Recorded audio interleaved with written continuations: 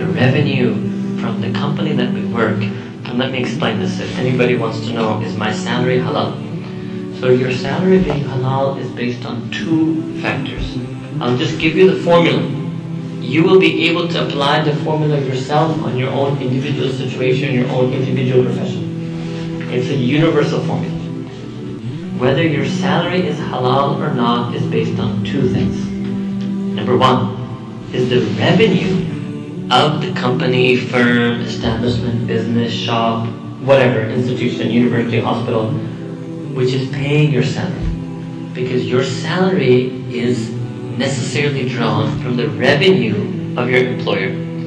If the source of revenue of your employer is halal, or if the vast majority of it is halal, and even some ulama would say if at least the simple majority, it's 50.0001% is halal, that means the revenue is viewed as halal, and therefore your salary is halal. That's the first check. So, and the second check, then I'll give you some examples so you to illustrate. Second principle of the formula is, okay, that was the revenue of my employer. Second, what I personally do, my actual job description, what I amalan do practically, the work that I do for that company, is that halal? That also has to be halal. If these two things are halal, then your salary is halal. Now let me give you some examples to illustrate.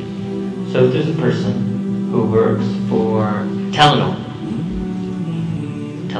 all of you know, because we have it in Pakistan also. So Telenor, now what does Telenor is going to pay? Step one, Telenor is paying your salary from its revenues, necessarily so. What is the source of Telenor's revenue?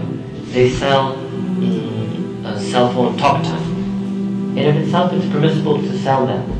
People may use their cell phones for evil. Telenor is not liable for that, and you're not liable for that if you work there, right? In of itself, selling telephone services, cellular phone services, is jaiz. That's a halal way of earning revenue. So your salary comes from that revenue, so you've passed the first check. However, second check is, what do you yourself do for Telenor? So if you say, no, but I work in Telenor's finance department, and I'm in charge of fixed income deposits. Fixed income deposit means the interest-bearing investments of Telenor, which is probably a few percent, maybe 2-3% of their annual revenue. But that's what I do.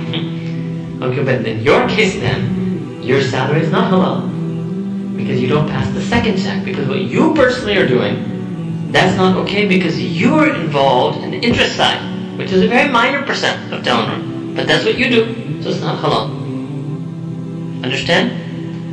Okay, there could have been another example, that okay, what you do at Telenor, and this person could say, okay, I'm on their tech side, and whenever there's any tower that goes down, or there's some problem with the signal, so I'm the behind-the-scenes engineer, and I make sure that all the signals are functioning. So okay, the nature of your work is halal.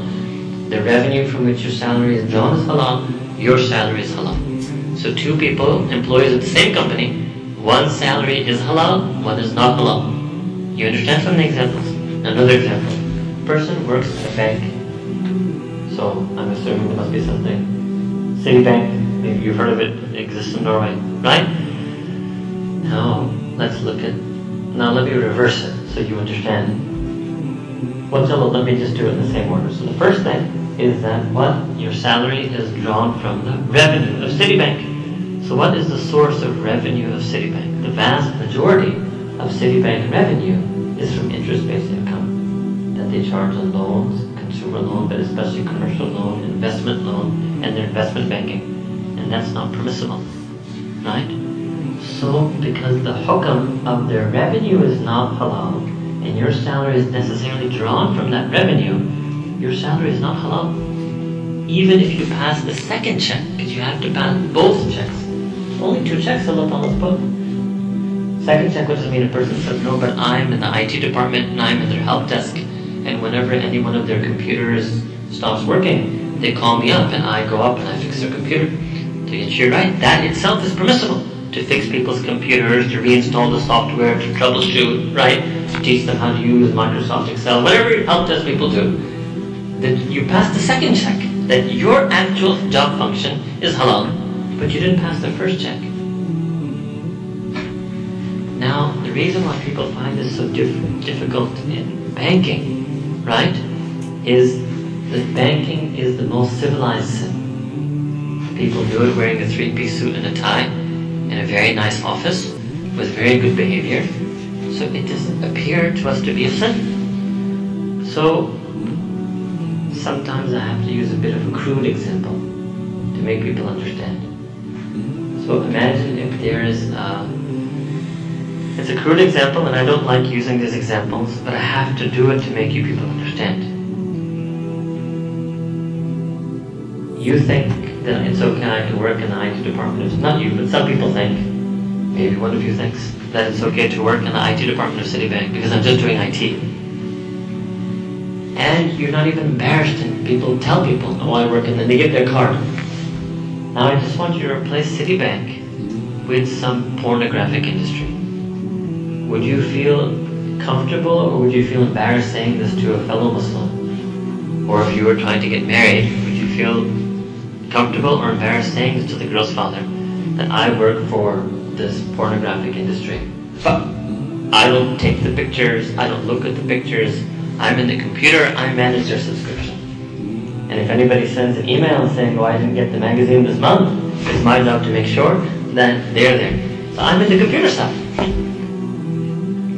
You would die before you did that. And you would never give out that card. And you would never tell anyone in the world that you do this job for that company. Because you know that even though my job is computers, the company I'm doing it for is engaged in sinful activity. There's no difference between the banking industry and the pornography industry. Sin is sin. Yes, one is viewed as civilized today, and one the world also views as uncivilized. But our definition of sin is not what society views as acceptable or unacceptable. Our definition of sin is what Allah subhanahu wa ta'ala views as acceptable and unacceptable. No matter how civilized and outwardly dignified form the world might give it. Sin is sin. In fact, Sayyidina Rasulullah even lumped these two sins together in one hadith when he mentioned the alamat al-qiyamah, the signs of the Day of Judgment. So there are all types of different signs. There's one set of signs, and those signs that will appear within the ummah. And one thing the Prophet said in one hadith, that towards the end of time, zina and riba will become widespread in my world. So who's linking these two things together? Not me telling you banking and pornography industry is linking. Sayyidina Rasulullah linked these two things together. Now believe me, if it's a sign of the Day of Judgment, it's not a good thing. It's not a good thing. So riba being widespread in this ummah is a sign of the end of time. Allahu Akbar. That should be enough. Again, remember yaqeen. You believe in the Prophet as a prophet. You have to have yaqeen in his words. Even a rash thing should make you have yaqeen, because they could never predicted this.